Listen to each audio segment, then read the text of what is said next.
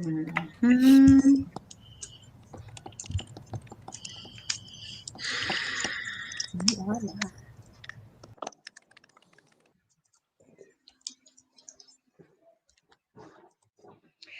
What's up, everybody? It's your girl, Michelle Renee from IamMichelleRenee.com, and I am so excited to be with you tonight with what is normally known as a tribe of dope Black women. But today we are talking about how to love a Black man, and we cannot talk about loving a Black man without having Black men.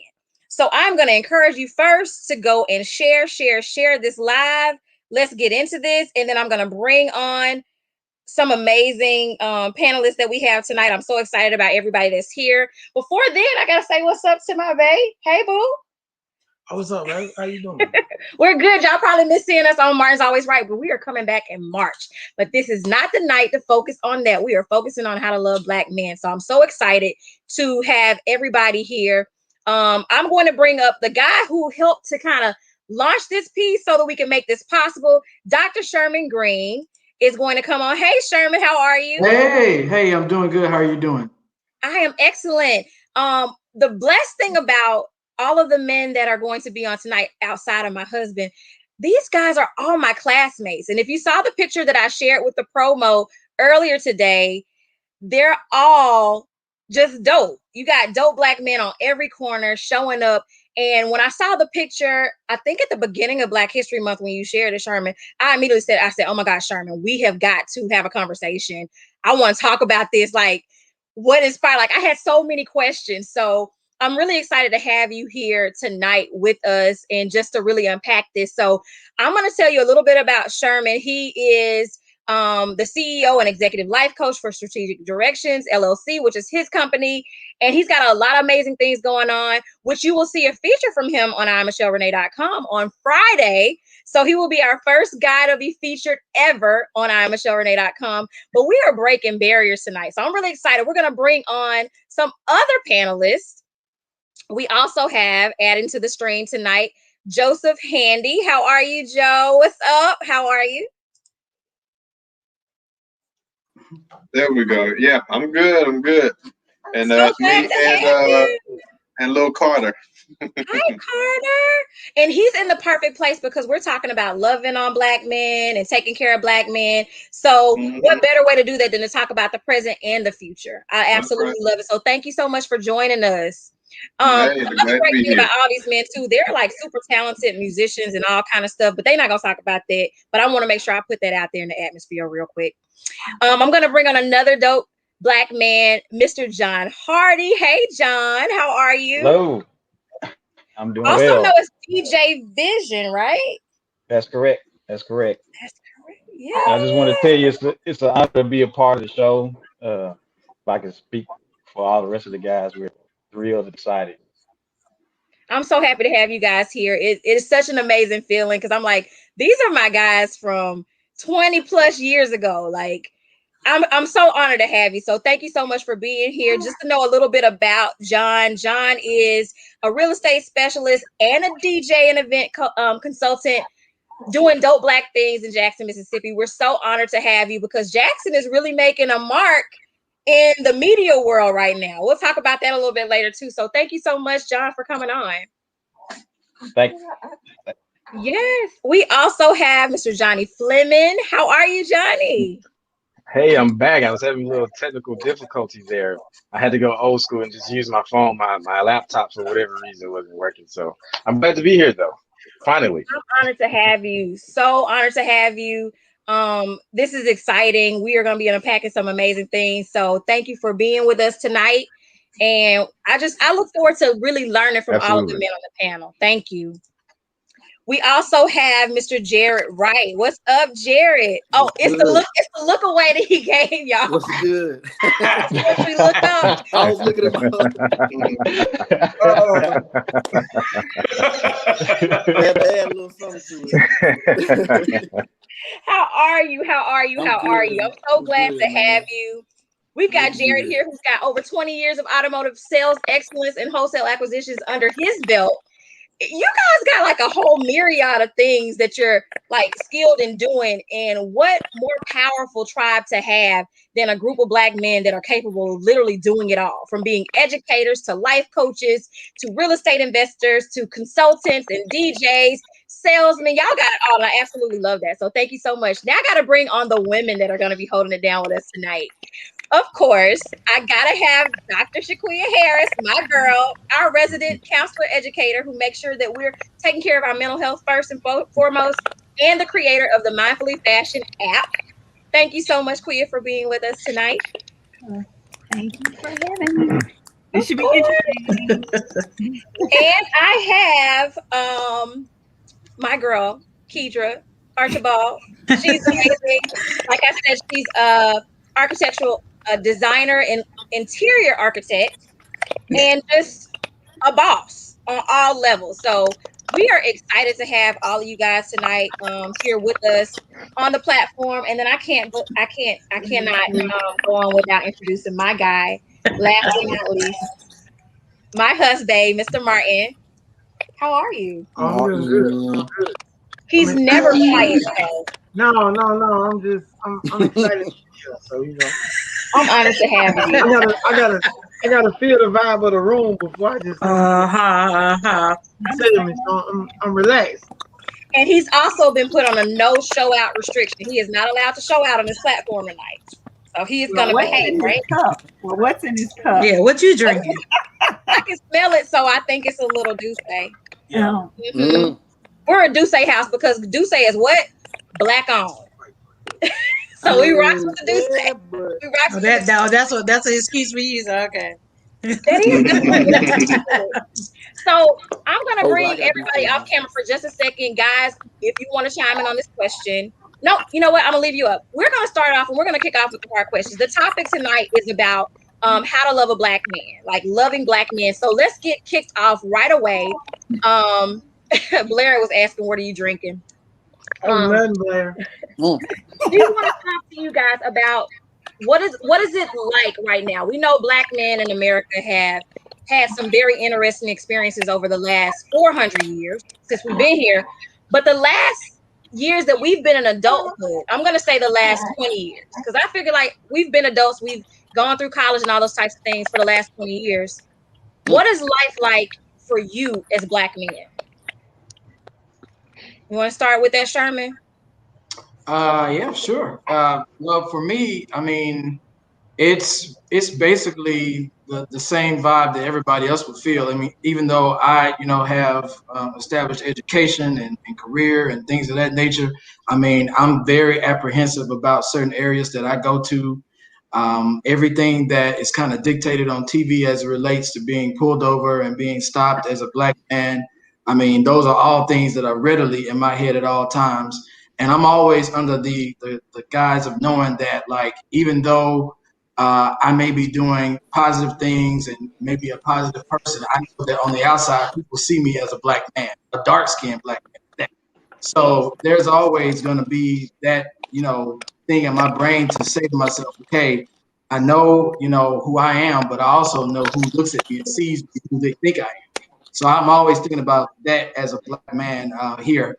But I am very glad that, with the events of last year, as unfortunate as they were, we are able to finally start talking about some really difficult things, starting some things kind of put in place that we're not just seen as like these vigilantes and these people that are just out to harm and hurt other people.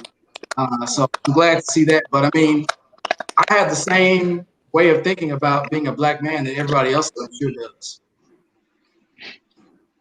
For me, being a Black man has everything to do with always having to be perfect. We can't half step. We always have to do everything right. We always have to be apologetic and empathetic and everything that encompasses that.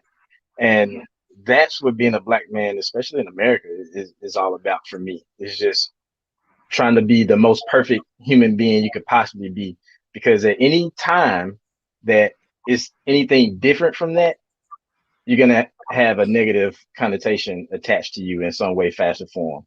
And it seems like we're always trying to strive not to have that negative connotation. It's just what it is.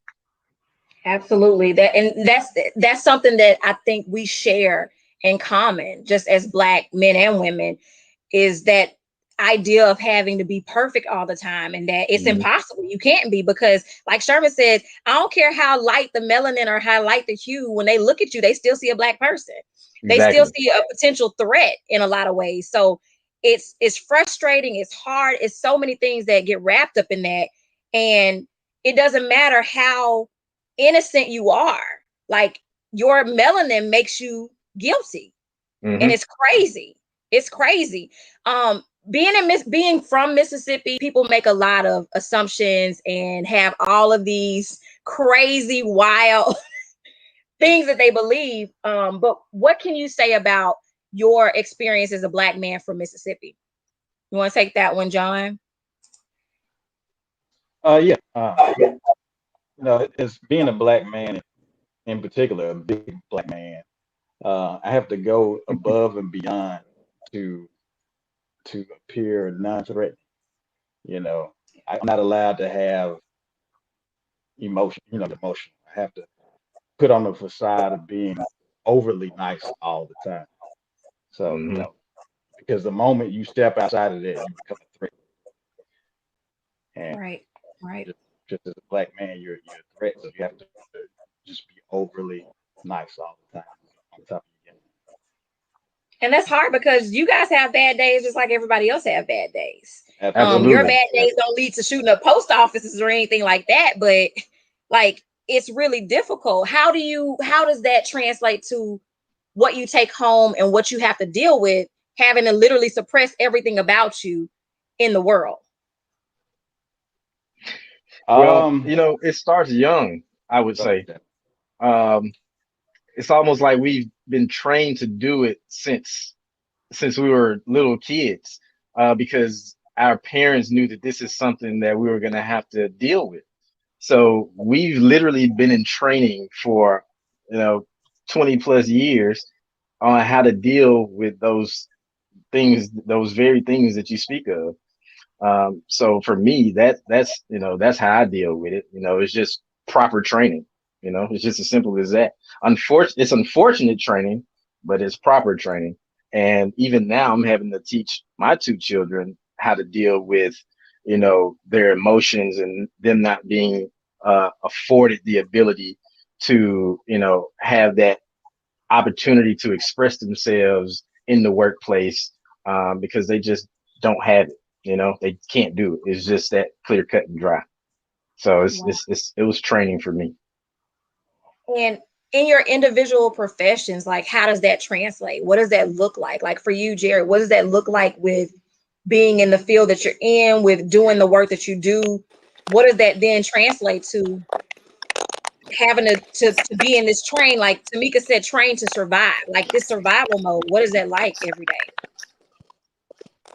They touched on it when they said, how we're a threat. You know what I mean? And to me, it's not necessarily just a physical threat. It's a psychological, mental threat. It's like a threat to their positions. You know what I mean? So at work and employment, you have to sometimes, you can't appear too great. You know what I mean? Because that jealousy amongst those upper echelon employees, managers, bosses, especially if they're not Black, it's a threat to them. You know what I mean? So sometimes you have to kind of tone down your excellence in a way, because either it won't be appreciated fully, or they'll see it and they'll try to squash it because they fear collectively Black people coming together and doing something. So we're a threat, in not just physically, but just mentally as well. You know what I mean? They scared. You know what I mean? They don't want us to do great. Jared is absolutely right in saying that. And just imagine being a younger Black man and having all the skills and all of the abilities to do what they've been doing, but doing it better. I mean, you become on the chopping block at that. I mean, I've had that happen on several occasions just in the jobs that I've had in education. And I know Jared has faced, having that same backlash, being in sales, coming out on top as he has. it's scary, you know, to have, especially in my position, to be. I got my PhD when I was 33, and to have the experience and to have that education, that was like a guaranteed threat to a lot of upper echelon white individuals who couldn't connect to other Black students because they weren't a Black person, they weren't a Black man. So for me to have that type of outreach to them, that was considered a threat, and I got kind of penalized for that in some ways and forms. So all of it just really speaks to just having to dull down our shine for the sake of the other individuals who find us to be threatening. And just to point this out, Michelle, I know that you featured the picture that we took together, but Jared was actually the originator of the picture. Wow. It was his great idea that came into fruition back in October to show individuals the other side of Black males, to show us all being the different individuals that we are. He actually brought this all to us back in, I think, October. Was it October, Jared? But October. And yeah, his game plan was to take that picture and have us all be kind of highlighted in the different spaces that we are in, so that we can start out Black History Month showing just exactly what Black men can look like, what they appear to be like, because we don't get that shine. So it was very important for us all to come together and do that. And I think it was a great thing that we were able to come together and have his vision come into fruition. So it captivated me. Like, I've literally shared it every time I see it, because I'm just like, we don't see enough of those images. And I try to make sure I don't even get into the respectability politics, because I don't want them to think the only image of a Black man that's powerful is a Black man in a suit. But it's something about seeing a Black man in a suit that does something to you. Okay. It speaks volumes. It speaks volumes in the fact that you all are walking and operating in such different lights is so amazing. So it's impressive, but it's also one of those things where you're like, yeah, we need to see that. But I want to touch on something that I hear this theme of not really being able to be yourself, not really being able to call on your excellence and your talents in your everyday life outside of your home. How powerful is it to have the tribe that you guys have? I called y'all the wolf pack. Like, how powerful is it to have, because you all have been friends. Many of you have been friends since like elementary, middle school, kindergarten. Kindergarten. John and I were in kindergarten together. Yes. That's crazy. How powerful is it to have that kind of network of friends? Because it sounds like these are conversations that you all have had before, and this is not a new occurrence to be able to talk candidly about these things. So what's the impact of being able to have a tribe? Well, in my opinion, as far as the tribe and the support that we get from our brothers is, basically, that support system, guys that, you see that are doing good things in their field, that are, going and getting educated, that are making strides to progress in, whatever endeavor that they're going into. And then, hearing about their stories of success, hearing about their drive, it helps to drive you and give you a sense of purpose. And so, I'm very, very thankful for that support system, because, to have people to, give you positive words of encouragement, and to not only just to talk it, but to walk it, and actually going out there and doing things that are positive in the community and in their field is uplifting. So, I am very, very, very thankful for those guys who have pushed me along the way. And, I honestly don't think that I would be where I am right now without these guys. And we all feel the same. We all feel the same way. That's just kind of how we've always been. A lot of our brothers aren't on this platform tonight, but I mean, we push each other in so many different ways. We bounce ideas off of each other.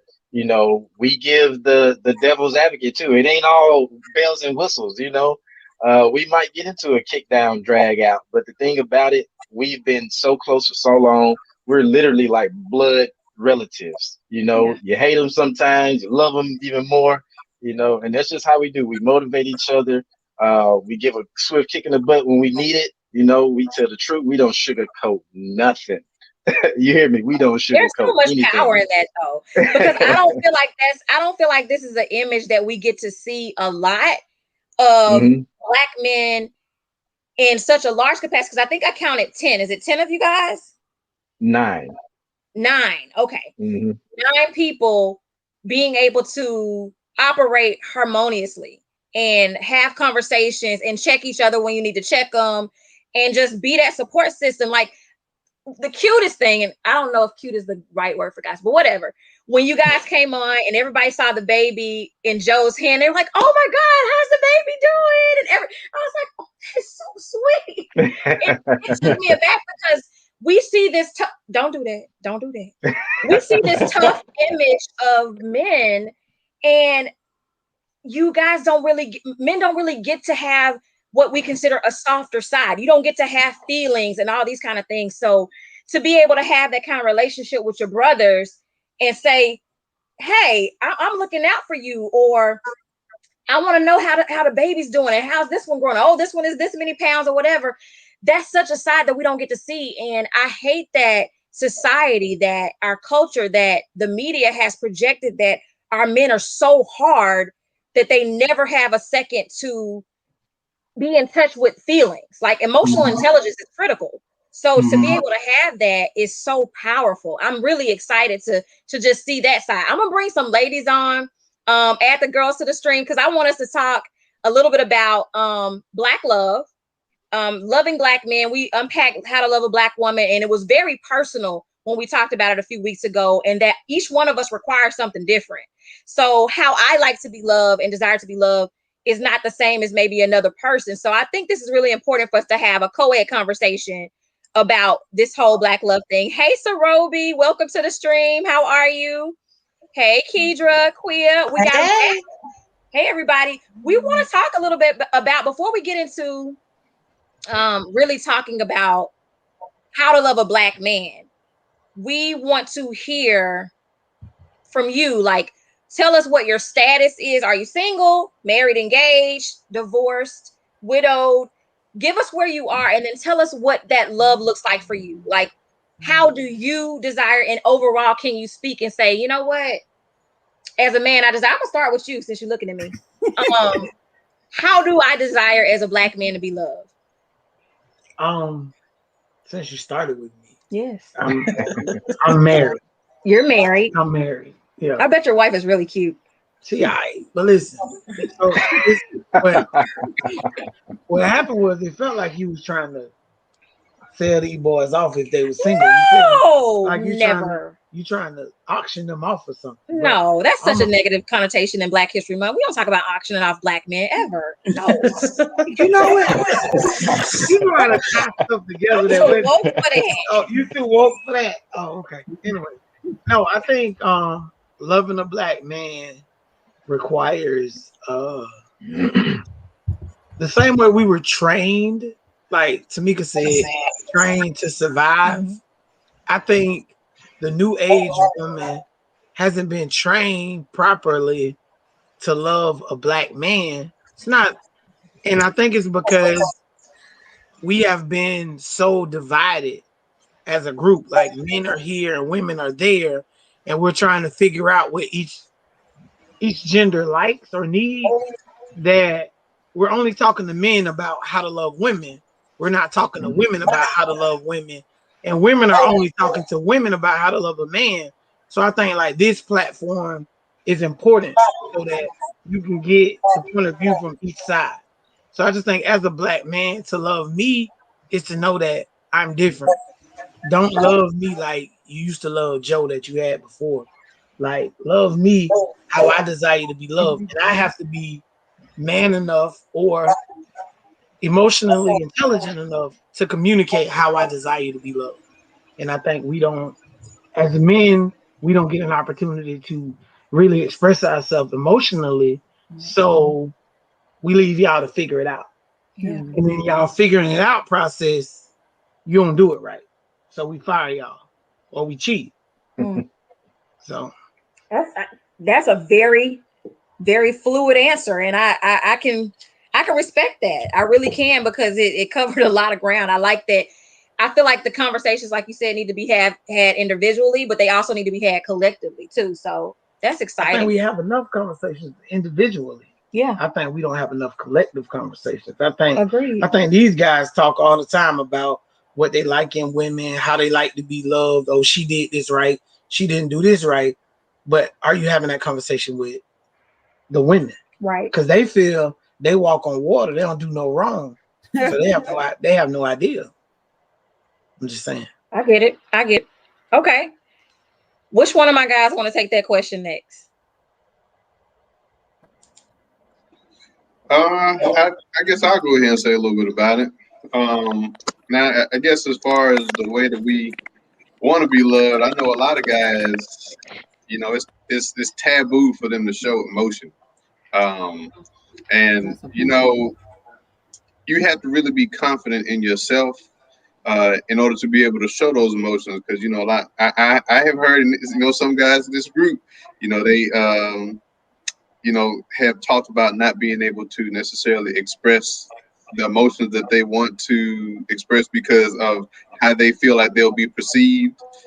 So, you know, you really have to, you know, find that self-love, that self-confidence to be able to display those emotions to your mate, so that way that they can know how it is you feel about certain things, you know, saying what you like, what you don't like, and it's about being honest, you know, not only with your spouse, but, you know, saying with yourself.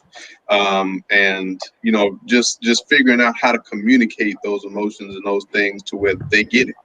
And I know a lot of guys just struggle with communicating their emotions. So I think it goes back to, like, you know, self-love, self-confidence. And, you know, you talked a little bit about it earlier about, you know, counseling and things like that, and being able to connect with those emotions. So I think that's a big part of the picture. Absolutely. What about you, Johnny? You know, I want to piggyback off of what Joe said, and he's exactly right. Me and my late wife, we were going on 15 years before she passed, and prior to that, it had been probably over 30 years of just pure friendship. So there was, I'm probably kind of exempt from this conversation because since we kind of grew up together, she had one leg up on how I wanted to be loved. You know, just going through the motions of, you know, high school and even through college, the on again, off again, just remaining friends and all of that. We kind of fed off of each other, you know, so we knew what each other's buttons were. You know, she knew what was good for me, what wasn't good for me, and vice versa. The biggest takeaway that I got out of that relationship is not, it's one thing to communicate, but it's another thing to comprehend. All right. So it's not just about communication. I think that's a huge misconception that a lot of people in relationships have. Your partner can communicate all these different types of things to you in all these different types of ways. But if you don't comprehend what it is that they're trying to convey to you, then you're just not going to get it.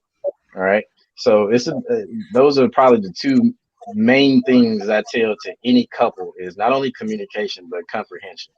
And just being able to, like Joseph said, just being able to show your emotion, and just not withhold anything, you know, because if that's your spouse, that's your mate, there's nothing you should hide from them. You shouldn't feel like they would ridicule you for feeling any type of way about your true feelings.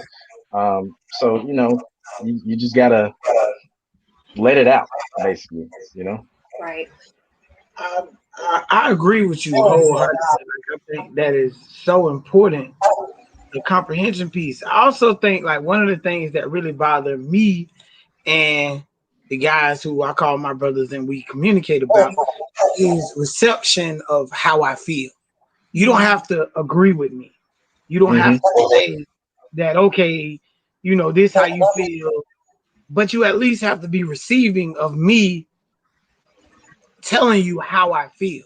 Because it's a big step for me to come and tell you how I feel about certain things and how this makes me feel. So when you dismiss me and my feelings, it's like, okay, you don't really care about how I feel. So therefore, I'm not going down this path again to tell you how I feel about something. I don't need you to agree. I need you to just acknowledge that I just gave you something to tell you how I feel. Just be receptive of it. And if you don't know how to respond, it's okay to just say, I understand that's how you feel, and then process it before you say, but this, but that, but this, but that. You did this, you did that. Just process what I said.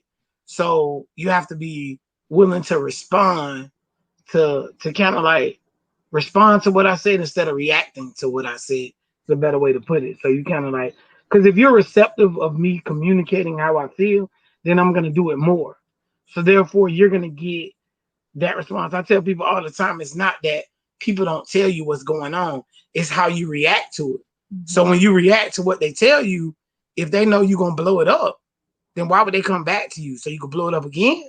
Right. So that's when you start to hold stuff in. So I think we're being receptive of what I'm giving you is important as well. I think that's big on what he was saying about comprehension, though, because a large part of that is just comprehending your person and understanding that place of being authentic and being honest is a hard place to get to for some people. So being able to get there and have that conversation, it takes trust. Am I right? It takes some level of trust to be able to say things that are hard, or to display emotions that you wouldn't normally display to your partner, to your mate, or to your potential or whatever, to be able to be vulnerable with a person. With kind of brings me to my next question, because what does it look like for us to love you all authentically? Because we too have been trained that a man is supposed to be strong. He's supposed to be the leader, provider, protector, all these different things. And while many women can do those things on their own, we still desire what we've been taught, if that makes sense. What you mean, am I sure? You sure that women desire that? I can only speak for Michelle. I shouldn't have said women. I should have said Michelle. Okay, just check. I love it.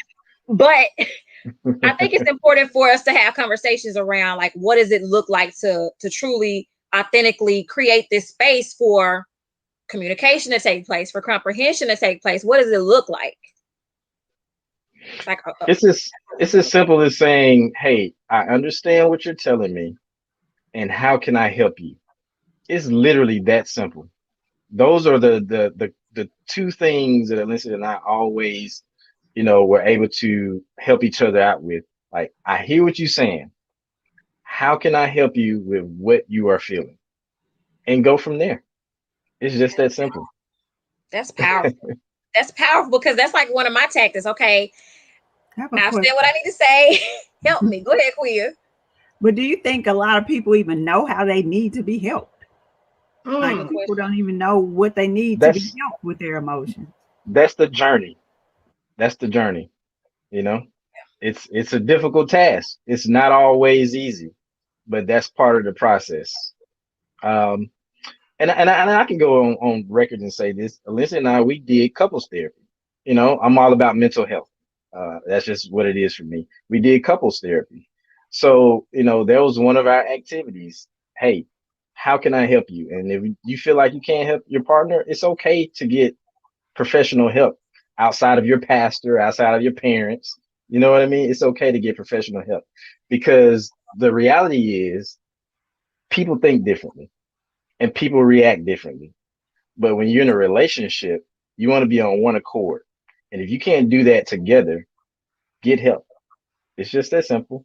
It's a process. I will say that.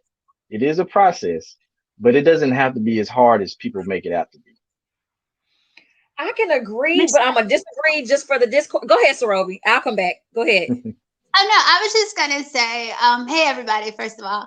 And then I like what you said about, like, how you guys are trying to show the difference of Black men and everything. So with what you just said, how do we get that into the public more? Because I think that was very powerful what you just said, and I think it needs to be expressed more. So what is a good way for us to get that kind of thinking out into the public more? Because when you were talking before, when you guys were talking before about why you did this, and Sherman, when you were talking about Jared's idea, the first thing that came to mind is we always see toxic future. Like right now, toxic future, do see those type of men have the mic. How do we move the mic from them to you guys? Because that's who needs to be on the forefront. So I just wanted to say that. I just don't think that our way of thinking is popular. It's not a popular thing. It's not something that people want to, you know, take on and try to nurture. It's more so something that's just like, oh man, you can't be doing that stuff. That's this shit. You can't do that. Because that's where black men's mentality has been. It's not in a place where adult type of things can be said and taken on and absorbed by young men. It's like, that's not popular. That's not what's cool. And so when make it popular. I think Jared wants to chime in on this. Go ahead, Jared. To make it to get that to mainstream, to you know, pretty much get that word out there, it's up to women, because women popularize what these men do, and they make them goals. You know what I mean? And they glorify that kind of thing. You know what I mean? Men do too in a certain respect, but I mean, guys like us, we don't care about future. You know what I'm saying? I mean, I guess we more the Russell Wilsons of the world, but women don't like that. Y'all heard it, ladies. Y'all heard it. Media doesn't respond to that. They don't. They don't respond to it. So it's really something that women have to kind of, you know, collectively get together and say, I don't know if y'all have like meetings or councils or whatever, but y'all need to decide like, what do you want to have? I think it's what women support, to be honest. Like when I look at, I always complain about trends that go on that everybody seems to follow. And I remember when dudes were sagging their pants all the time. Women used to complain. And I blame women. Like I have all daughters. My sister's my best friend. This, I can't get rid of her. This is like me and a half. You know, like it's my shadow. But what I'm saying is in a good way, because you need your shadow. But what I'm saying is you kind of look at it like what you guys glorify and what you guys kind of promote is kind of the way it goes. Because as a dude, I would never sag my pants if all women hated it. And we are really that simple. Like y'all would be like, oh, it ain't that simple. It is. If women hated a man sagging their pants, we would never sag our pants. It would not work. But how do you put it all on one? Like you can't say all women like sagging when no. We take it as a collective whole. I mean, like there's always been the queers of the world. There's the Michelles of the world. Why are your boxers showing? Like, get out of here. What are you doing? But for you two saying get out of here, we've been in the corner. It's for the women saying he cute. He cute. Like I like him. So it's like, listen, the comments are supporting that mindset too. Toya just said my husband totally feels like women allowed the sagging and that's why they did it. We do, because it's like whatever a woman, men are so driven by women, to be totally honest with you. Like that we do wouldn't things. Have a house and nice cars if it wasn't for women. We'd live in a cave. We wouldn't. We don't, I tell people all the time. I don't know about that one, Jared. I wouldn't get my hair cut if it wasn't for women. And people are like, oh, you married. I'm like, I know. But this whole routine of getting a haircut, being fresh and everything, that came from women.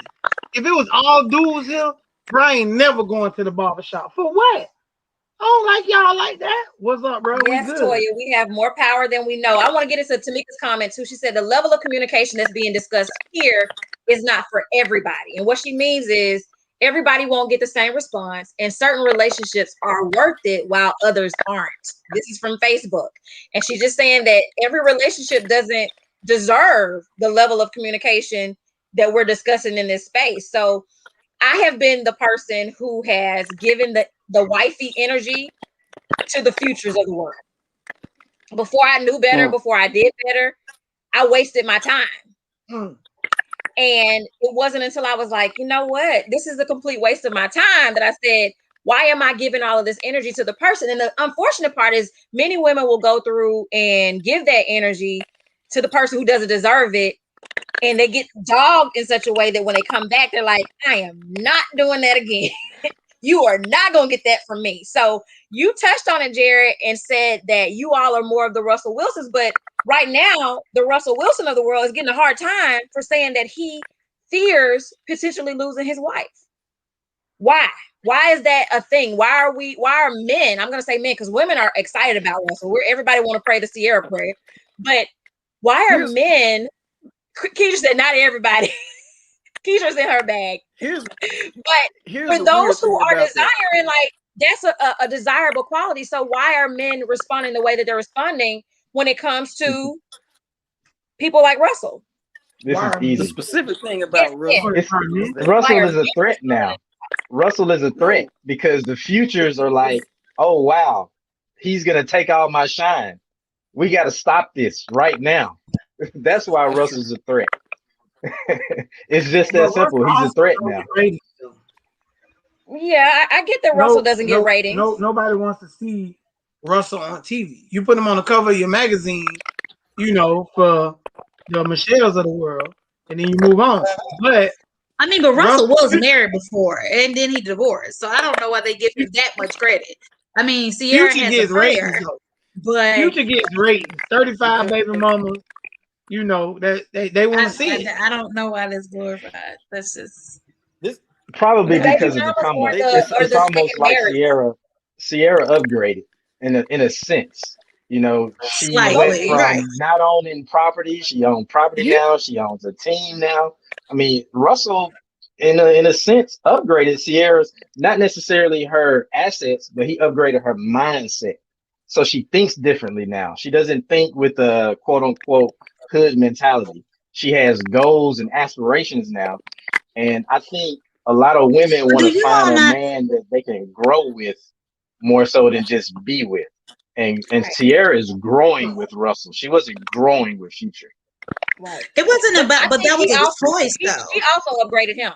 Go ahead. I think that everybody, I don't even know why this couple is idolized so much. I mean, I think just like in any relationship or situationship or anything, with time, you're supposed to grow anyway.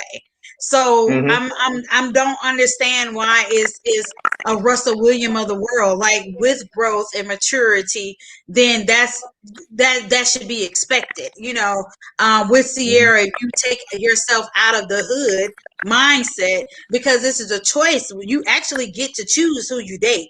You actually get to choose who you empower and enable, to treat you a certain way in a relationship. When you actually choose to stay in situations, in a relationship. So there's so much power in a pause. And so I think, and that was what I was talking with you earlier about, Michelle, like it's so much power when a woman takes a pause and really just kind of sit back and think about what she wants, what she expects, what she enables, what she's endured, and you're supposed to learn, so like, I mean, at 43, I'm not about to look for like a Russell. You want somebody that's just going to be compatible and somebody that'll just kind of continue to grow and has the same mindset that you're looking for. So, I mean, and Ciara is older than Russell. So it's just like, she's supposed to be, I'm not going to apply to fish for swimming. That's what you're supposed to be doing at this point, So I can't breathe air into that situation. I don't pray a Ciara prayer. Hell, I was Ciara. Everybody could have been Ciara at one point. When you're 20, you're going to be that younger Ciara. When you're 30, 35, you're gonna start going into that Ciara prayer, I guess, but that's what you're supposed to do. It's called growth, so that's just my thought. But we talk about what should be expected. Go ahead, Jared. I'm sorry. No, I was gonna say the thing about Russell Wilson, and let's just be honest with it, they're in a different realm. I mean, they're famous, so the regular people that are like Russell Wilson, we get treated differently. But the reason the guys of the world have a problem with Russell is because he comes off like a simp, because he's a rich, famous person, and he act like he can't get nobody else. I get it, Ciara has value to him, and she's grown with him and everything else. But just coming strictly from a common way of thinking that the men out there of the world think like, they look at him like, why are you simping over this woman that's been passed around and everything else? Like, you Russell Wilson. Whoa. You could probably go after Michelle Obama if she ever divorced Barack. You know what I'm saying? It's like you can get other women. So what is so special about her? because they look at her like she's a dime a dozen. She's not a virtuous woman. So that's why they look at him like that. What makes her not virtuous though, Jared? Hey, no, because my question is, because I want you to think about this. And this is I'm gonna put myself on Front Street. What makes her not virtuous? Is it because she had a baby before? Is it because she fucked with a fuck boy? Like, what makes her not virtuous? Because you gotta unpack that. This is my show. I can say whatever I want to say. Okay. This ain't Martin's Always Right. I get to be me on here. But what makes her not virtuous? Because she lived her life in the public eye, and everybody knows about her transgressions, and everybody knows about her imperfections. The normal person, we won't know exactly what goes on with you because we won't be able to see 10 years ago what you did and 5 years ago what you did in your inner workings. Like, everything you do is reported on because you're famous.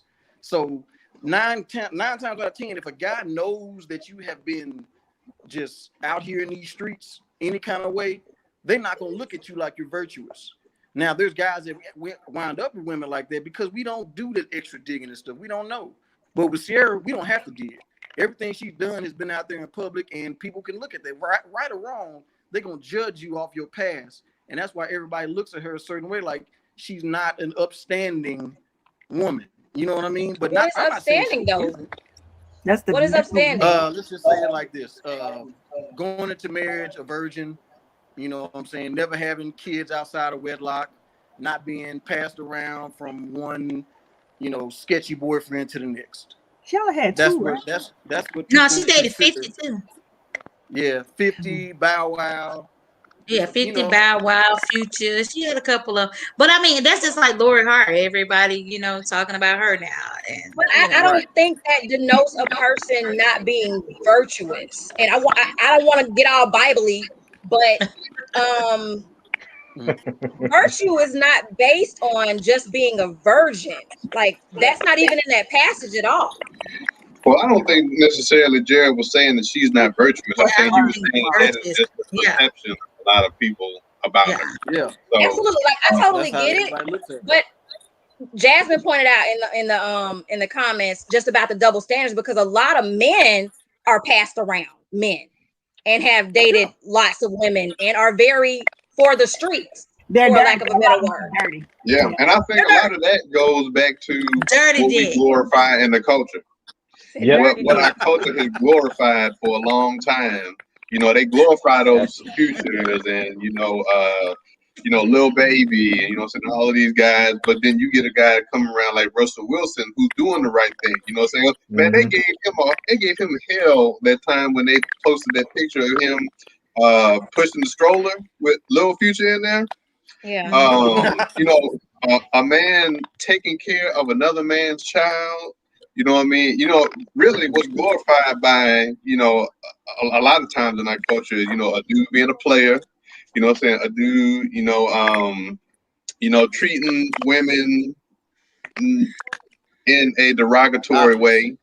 You know what I mean? And, so when Russell Wilson comes by and he's doing what he's doing, that's not the norm, you know what I'm saying? That's not looked at as cool, you know what I'm saying? Versus, a dude who, sleeping around and got 50 different women, you know what I'm saying? That's glorified for some reason. So, we have to do our part to change that narrative and to, show a different side of Black culture. Right. I think it's important too that I gotta come from a lot of perspectives, because like a lot was just touched on that. And when we think about you can look at me all you want, sir. I just want to look. Baby. Oh, okay. You're pretty. When we think about women as a whole, and I have to go back, because I don't want to just use my situation and be like, oh, woe is me. Absolutely not. But I think about grandparents, and I think about all the big mamas of the world, and I think about all of the older women that I know who had children by somebody else before they got married, while they was married, after they was married, and no one dare call them not virtuous. Here's the other part of that. When we think about Black families as a whole, as a culture, we've always been tribal. We've always been communal. We've always been the culture that has raised our cousins, nieces, aunties, kids, everybody. So it amazes me when we talk about putting him down for raising his stepson, his bonus child, because we don't have steps in our family. We have bonus children. But I look at that and I'm going, our whole lives, we've been around people who that's their situation, who your oldest sibling got a different mama or daddy, or your uncle don't look like nobody else because he came from another family. But now we get into the 2010s and all that's kind of stuff. I'm just saying it started like in 2010. Really, people kind of made it a problem, and it's like problematic. But if I'm a woman, virtuous or not, whatever, I came into my adulthood as a mom. I had a daughter when I turned 24 years old. I did not get thrown away because I had a child. Now, there will be men who won't look twice at me because I have a child, but there are men who are looking at me and saying, you know what? She's on her grind. She's responsible. She's taking care of her kids. She's taking care of whatever. And they're interested. They're even more interested now because they know I'm not selfish because I'm over here taking care of a baby and myself, right? But we look at this and it turns into what? It is the norm. It is one of those things that if you love me, you're supposed to love the people that come with me. So why wouldn't we expect Russell to do what he needs to do? And I use him as an example, not because he is the set example, but we expect men to be good men. We expect women to be good women. The expectations are there. Their projections are what we see. We see them in the limelight every day. So we could also talk about the things that we see positive versus the things we see negative. We don't want to just harp on only seeing a woman for who she's been with. Yeah, we don't know that Russell was with a white girl. Are we judging him still on that? Some of us are. I'm not gonna lie. But we can't only think about him being with the white girl. We got to think about a little bit bigger than that. I cannot list. Matter of fact, me and my husband talked about this the other day. The only people that count, we did talk about this. Okay, go ahead. The only people that count are the fathers of my children. You know why? Because they're the only evidence. That's the only evidence I got. But I think to cut you off, what you say, Quia over there going in? I said, well, I'm a virgin. I'm a virgin. Exactly, Quia, you are. But this is what I was saying, and this is what Jared was trying to say. If you heard him out, it wasn't exactly what she's done, because men don't automatically write women off because you have kids. We kind of see kids in a positive manner if you're carrying yourself in a positive manner. The issue was we have a track record of everything she's done because she's been famous so long. Quia is a virgin in my mind. She don't got ain't no evidence, ain't no receipt. We can't measure it.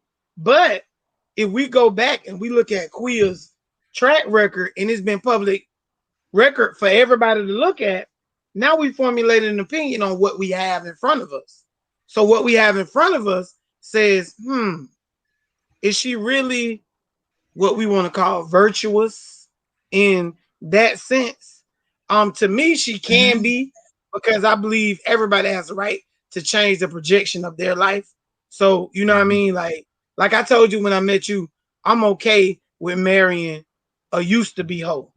Like you gotta I guess I gotta be okay with it too. You gotta used to be a hoe though. You can't be a current hoe and say I'm gonna marry you. You gotta be a used to be hoe. Like you gotta put away those things you used to do, and now you on the up and up. So, yeah, you know what I mean? So my thing is with Sierra, we know everything. You think you know, y'all still don't know because we know what they told us. If they told us it was bad, imagine the stuff that's hidden.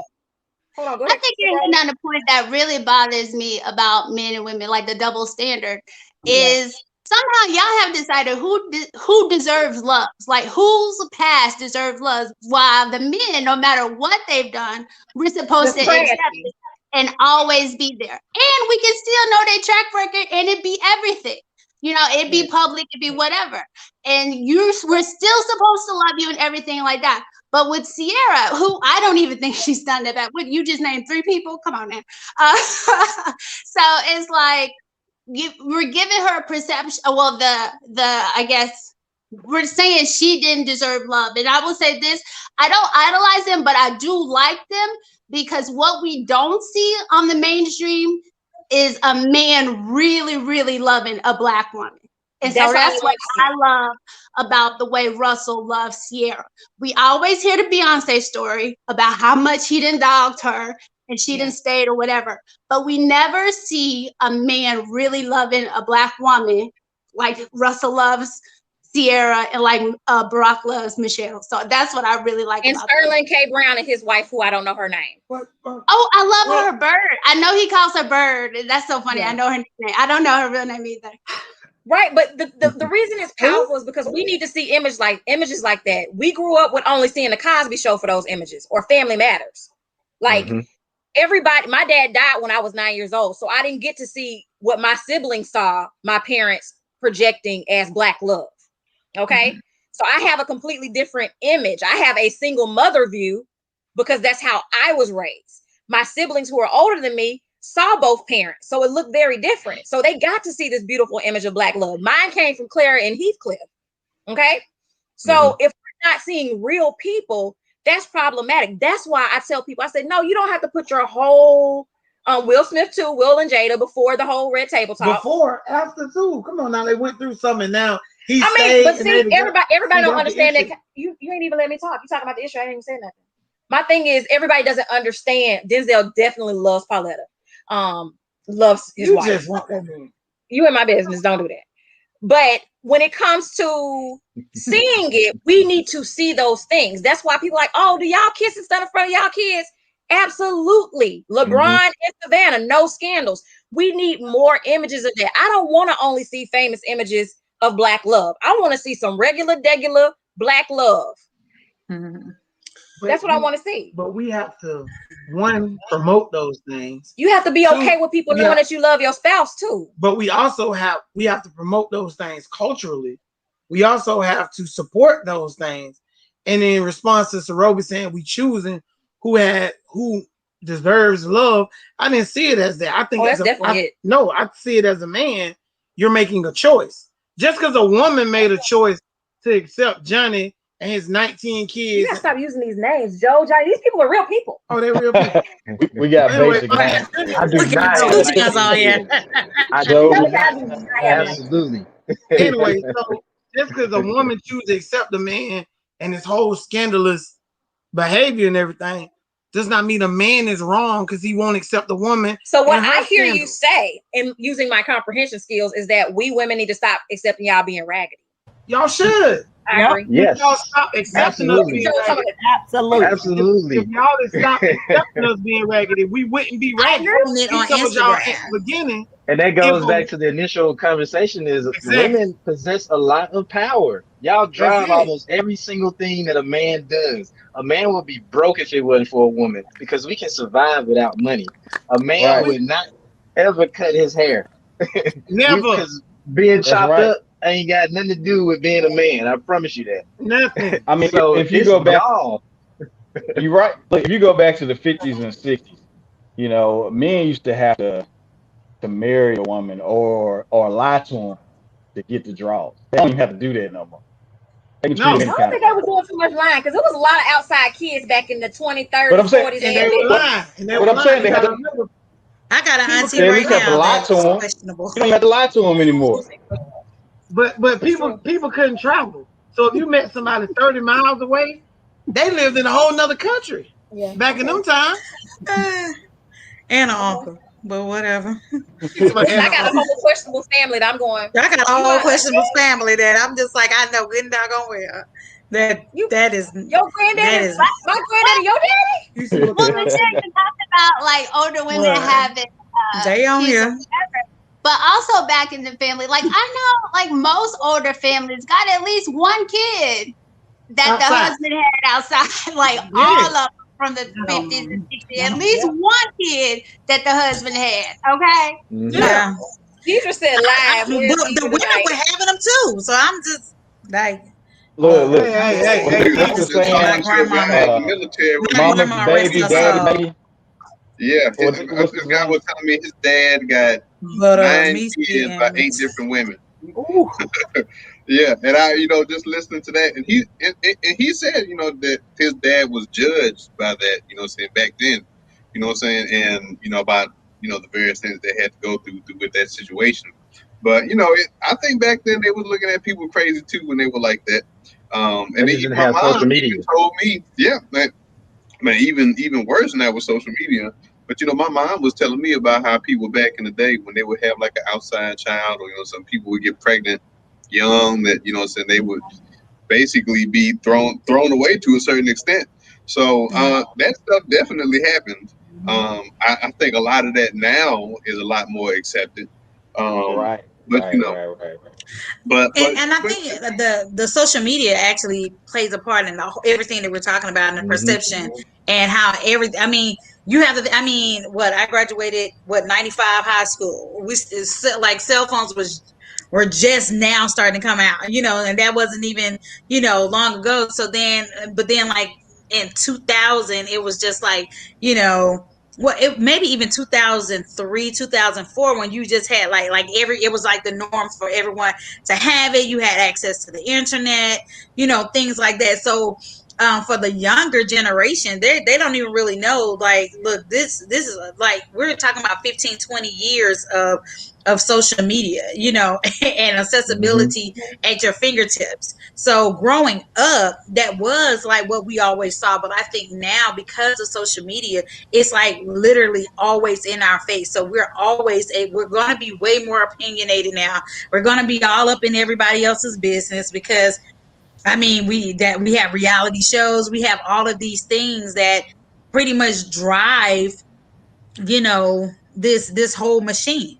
So, I think that what are we consuming though? That's the issue. It's like we're consuming what we see. But, what's getting more clicks? What's getting more shares? What's getting more promo? The Junebug challenge.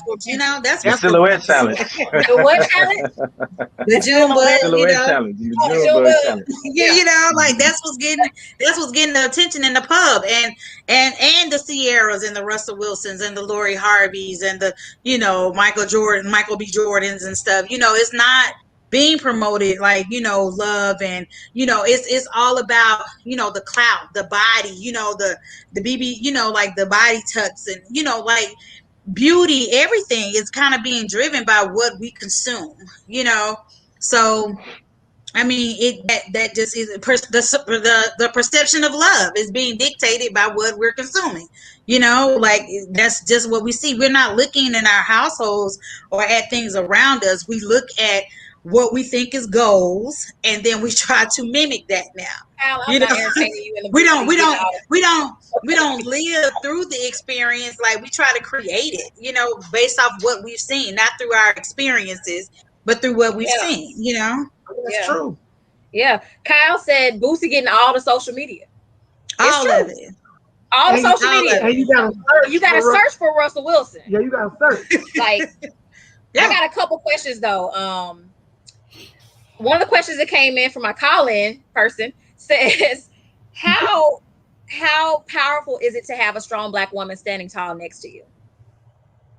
That's everything. Man, that's everything. That is everything. Really is. I'll say this, because before I got married, my second marriage, I was just kind of adrift, just kind of, doing whatever, and just I lacked, in my opinion, a lot of focus. When my wife came into the picture, and when she, offered that support, when she showed me that, she was interested in what I was doing, and, in my progression in life, that really pushed me to a whole nother level. That made me start a business. That made me start acquiring assets. That made me start thinking about the future. And, when you have that strong woman that supports you, that gives you that drive, it is a life-changing event. So, with that being said, be selective about who it is that you align yourself with. Find that person that adds to you, that does not take away from you. And that will definitely help to put you on the right path towards, progression and success. Oh, wait. Before y'all ask questions, let that soak in. Let that marinate. I want to. That was some real stuff right there. And then I want to say something. That shit is draining. I just want to say, like, it's draining. Not what you said, not to even dismiss what you're saying, but to a certain extent, like, this is coming from me. I'm an interior architect. I work in a male-dominant industry. I have to deal with male chauvinism and everything, and still have to hold my own down every single day. And in relationships, I've had to hold it down as well by uplifting, motivating, encouraging, inspiring, and things like that. I can't speak for all women. And I'm not even a woman that's scorned or anything, so I don't even want it to come across as that. But when I have to work so hard, like in the field and things like that, my issue as a single Black female is trying to find that same energy that you just put out to have it reciprocated back. That shit is draining to have to do this all day out in the field and then have to come home and uplift and motivate and inspire and push and this, that, and the other. Well, that also goes back to, yeah, but that also goes back to what I said. You know, you have to be selective about who it is you align yourself with. You have to find a person that, you know, uplifts you and you can also uplift them. You know what I'm saying? Like, not just pulling you down. The pursuit of happiness, and I'm not even pursuing, like Michelle said, I'm in my bag at this point. You know, I'm just like, you know, whatever's going to happen, that's going to happen. And also, I will put out that I've already been married. I got married at 19. So maybe my perception and my expectations will be a little bit different because, you know, if someone my age that's single, 43, never been married, never been that, they may be more driven to be like, well, I've never been married and I want this and I want that. So maybe because I was married younger, then that particular part of my life is not to say that it's over. I definitely desire to be loved, to be married, all of that. But after being married and then going to the single life and the dating life and, you know, just kind to find like my way and be in relationships and stuff with other people trying to find their way. It has been draining too, because as women, we're still trained to uplift, support, you know, build up our Black man, build up, you know, support him. You know, the world treats him like so bad, and he's, you know, it's very hard to be a Black man in America, this, that, and the other. But honestly, it's harder to be a Black woman because we have so many roles that we're always uplifting, and it's very few Russell Williams or whoever you want to call, Russell Wilson's, whatever, that pour into us, you know. So women that do get them, they're very lucky.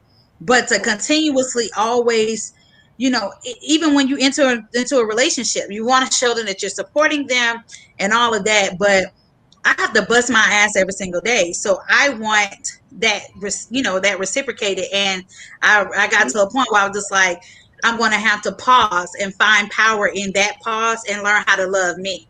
And then as long as I learn how to love me and treat me right and pour into myself the same energy that I pour into others, then I'll be okay. And I've used that energy to sustain me and to move forward. And then, you know, once he finds me, because I know that he will, you know, then like you said, you can align and stuff. But I just want men to know that shit is draining. It's just. I think to respond as a man, I think the issue is when you find a man that does all the things that you require, to uplift you up, to make sure that your day after battling with these male egos all day is as smooth as it can be, to actually lift you up, to want to hear about what you went through that day. I think those men are equally ignored because they don't come in the package that you want them to come in. Because we still have this thing about us that we want a man to look the way we want him to look. So when that package doesn't come up, or if you're too emotionally intelligent, you go to looking at, okay, you live in Atlanta. So you go looking like, hold on now, you might be a little bit too emotionally intelligent, which leads you to the other side.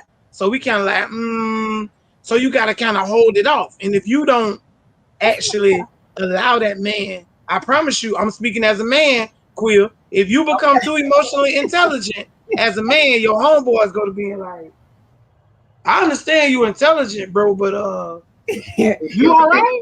Well, that's the problem. Tamika said that never happens when I agree with the Alex. I'm trying. But here's the thing, and I want to address this really quickly too, because there are lots of things that are draining, but I will say this.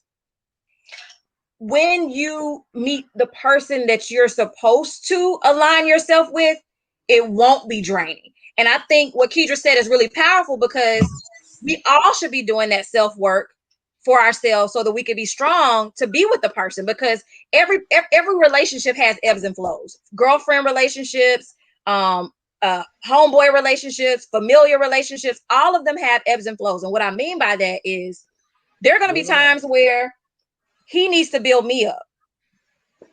And I really need to be built up because it's a lot going on or whatever. And there's going to be times where he needs to be built up and I got to do my part. It's always going to be one or the other. And sometimes both of us are doing the building. Sometimes it's one. Sometimes we're both in a great place and we can sustain. But I think it's a common misconception for people to go into any kind of relationship thinking that it won't be work. All relationships are work, even good ones. Right. And when we think about whatever they got going on, like, I think it's great to be able to have a discussion. I think it's interesting that we talk about all the different celebrities and things about that, like that. But how many of your homeboys and homegirls can you name and say the same thing? Oh, you know what? I so admire the relationship he has with his wife, or I so admire the relationship she has with her husband, and be able to say that in confidence. And what happens is we don't get to see, or we don't internalize the way that people have their relationships. People have seen us. We started Martin's Always Right, I think like 2 years ago, closer to 3 years ago. Yeah, it was 3 years ago because it was before we moved. And we were hard down, go at it on that live, like on a weekly basis, go at it. And people were like, oh my God, they not going to be together long. It's just, I don't know what they doing. And I'm like, no, we're showing you that this is what real marriages and relationships look like. Every day is not peaches and cream. We have streets where we're doing phenomenal. Then we have days where I'm like, you know, is it possible you could go like over there and not be over here so we could be okay? That's life. It's important to understand that every single thing has ebbs and flows. What were you about to say, Sarobi? I wanted to say something about what Joseph said, though, that I think that's really different from what Kedra said. Is it Kedra? Sorry if I mispronounced it. Yeah.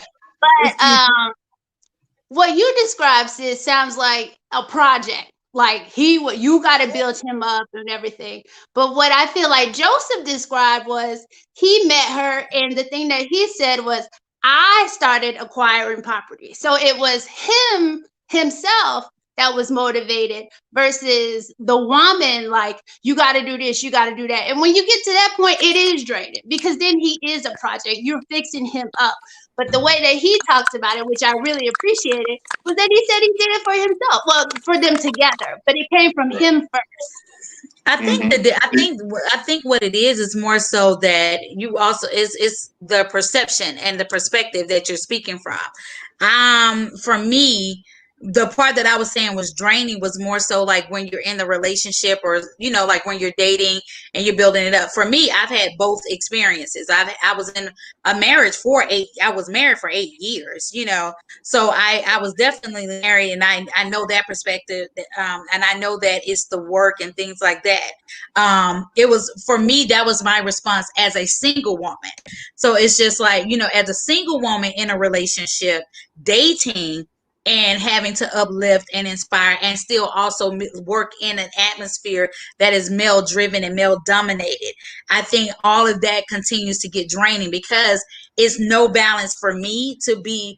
That's why I said I had to take a pause for myself and just pour into myself, because in an industry where you're trying to be dominant, you're trying to have a voice, you're trying to do this, but you also have to be like submissive and kind of dumb yourself down sometimes so that you can be heard. You know, it's just like, you know, you have to silence yourself to allow them to listen, so that you don't become like that angry Black woman as well. You know, it's so many different lines that I walk. So my perspective and my commentary may be a little bit different because of the angle that I'm coming from and from my experiences as a 43-year-old woman. And so that's why I said, I think just with the age and your growth, everybody's going to be at a different, so like I'm not an angry Black woman at all. It's just, you know, that was just from that single woman speaking and responding to Joseph. But I definitely agree and didn't want to like downplay what he said, because I definitely agree with that, you know. Absolutely. So. Absolutely. I mean, if you can look at relationships at work, like I said, being a parent is work, being a teacher is work, being a business owner is work. Like anything you do in life, if you're exerting energy, is work. So it's all about how you manage the work. There are plenty of parents that are like, I'm so sick of these kids. Like, I can't do it. I don't want to do it. Every parent has a feeling like that. Every parent. I don't care how much you love your kids. There's going to be a day where you're like, I wish you would go sit down somewhere. I just love you with your kids. So go over there. Go to your room right now. It's okay, though. The thing is, that's a working relationship.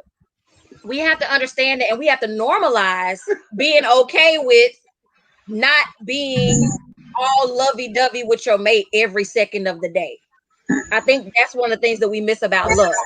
I'm not going to hold y'all all night because we could go a long time. I feel like y'all guys need to come back and visit us again, because we still got a lot we need to unpack. Like, I'm down. We got time for one more question. Every time Roby asks a question, I feel like she got the answer. She just want to see if we have it too. Right. I like this. I think we need more of the guys to chime in. I love it. I do. Definitely. It's like a Martin's always right with a panel of the Alexes. You know? No. Hey. No, I'm just playing. You know, them boys real right now. I love you. You know I love you, Kinsky. Hey, them boys real right now, so I can vibe with it. So. Yeah, I know you can. Have you guys come on Martin's Always Right and have some conversations with us. I'm grateful again for the opportunity to even have you all here, to have you share your voices. More importantly, to have you be a projection of Black men, because like I said earlier, I think y'all are so dope. Cal is definitely having a party in the comments. So when you get a chance and go back and look at this live, know that y'all boys in there cutting up sideways. He's acting the whole clown. We appreciate you, Kyle. But there's so much that could be accomplished with women and men coming together and having real conversations. So we'll definitely have to come back and revisit this again. I appreciate y'all so much for just taking this time. We're going to do a one-word whip around really quickly, because Deidre been sending all kind of messages to me all night about questions and things she's got. So we got to have Kyle on the panel the next time too, for sure. Yeah. Before we go, I want every person to give their quick definition of love. I know that's a hard one. I'll go. Okay. Honoring transparency. Wow. Yes. I don't like queer. You shush. Go ahead, Sir Roby. He be hating queer. Dope answer. It is. Say it again, queer. Honoring transparency. That's pretty good. I heard that. Honoring transparency. Go ahead, Sir Roby. You don't get no better than that. Radical Acceptance. I love that book. So that's one of the things that I really do about love, is accepting and understanding each other. So Radical Acceptance. That's dope. Radical Acceptance. What about you, Kedra? Ladies first. I was just going to say authenticity, you know, just one word, authenticity, the ability to be yourself, one's true self, you know. Yes. I absolutely love that. Mr. Martin? No, ladies first. I'm the host. I'm going to end it. Oh, well, go ahead. With all them boys around there, go ahead. I listen. Wow. Dr. Sherman, go ahead, bro. Dr. Green, go ahead. I'm just going to piggyback what Johnny said and just say allowing someone to be who they are and communicating what they want. Mm-hmm. I like that. Okay. What about you, Joe? I would just say it is just give and take, you know, giving love to that person and also being able to receive love and, you know, just pouring into each other. So reciprocity. Yeah. Absolutely. Reciprocity. What about you, John? Okay. First of all, you have to be on one accord. You got to love the right person. You got to invest in the right person. If that's first things first, if you don't do that, then everything else is just, your whole philosophy is skewed. So you got to love the right person that's on the same chord, equally yoked. Not to be all religious and bring it back to the Bible, but you got to be equally yoked. First things first. And from that point, you can begin to pour in everything else, like the trust, communication. Communication is a big factor. Absolutely. And so once you are equally yoked, then everything else that Joe talked about, everything else we talked about, that apply. But if not, it's just all over the place. Absolutely. Absolutely. What about you, Johnny? I have to say balance. And what I mean by that is you have to find that balance in your relationship. And that's, and I give it to maybe a little broader definition, is loving yourself. You have to love yourself, spend that time with yourself, and I promise you, you'll be able to exude the same amount of love to your spouse. Absolutely. Absolutely. What about you, Jared? What is your definition of love? Oh man, love is truth. You have to tell the truth. You have to be accepting of the truth. You can't be afraid to hear the truth. It's all truth. That's what love is, and live by that. And you'll always be able to find it. You know what I mean? Don't be scared of the truth. Don't be scared to hear it. Don't be scared to speak it. Absolutely, Mr. Martin. Oh, well, I was gonna say balance. I was thinking equilibrium, balance. So you're gonna find a synonym for balance. Yeah, I'm saying that's what I was thinking. You know what I mean? Like, I think equilibrium was a little more profound. I'm here with Quill, so I can't use my 5th grade language with Quill. I got we got 2 equilibrium. But I think I don't know. It's a little. You have to be selfless when it comes to love. It's you kind of have to see the bigger picture. You have to see it, the whole, rather than just seeing the parts. Because sometimes your part of that is going to be very small, and sometimes your part of that is going to be very large. So at the time when you're required to carry a lot, then you carry it as humbly as you can. And the times when they carry a lot, then you be the biggest cheerleader you can during that particular time. So that's why I was kind of leaning towards being selfless and balanced. Definitely. You guys all captured a lot of what I was going to say, because I believe that in order to truly be able to love anybody, you have to truly love yourself. So self-love is the priority first and foremost, because you can't love if you don't know what it feels like to be loved. You can't even give it. So first, being able to show yourself love and honor yourself in truth, being in a space of truth is so powerful. I think, like I tell him all the time, it elevates us to another level. Like, we're able to do things and have conversations that we couldn't have before, because now we live in a space of truth and honesty. So I'm going to say, really creating a space for that to flourish is what love is. Y'all, for it to grow. This has been so amazing. You all did not disappoint. I'm so grateful. I want you to hang back in the studio while I end the broadcast. I'm going to take you from the screen, but I want you to hang out. Don't leave for a second. I want to talk to you before we go. Guys, thank you so much for tuning in. I appreciate you. Make sure you are subscribed to all channels that you're subscribed to. I'm Michelle Renee on YouTube, Instagram, and Facebook, TikTok. Follow us. Make sure you are locked in. Go find the page, www.IamMichelleRenee.com. Check out the profiles of these dope Black women. I am going to be sharing the profiles of these dope Black men as well. And we're going to probably hear a little bit more from them. I'm going to talk to them in a second. But thank you so much for showing up and showing out. I appreciate you. And by all means, whatever you do, be sure to protect your energy. Love you.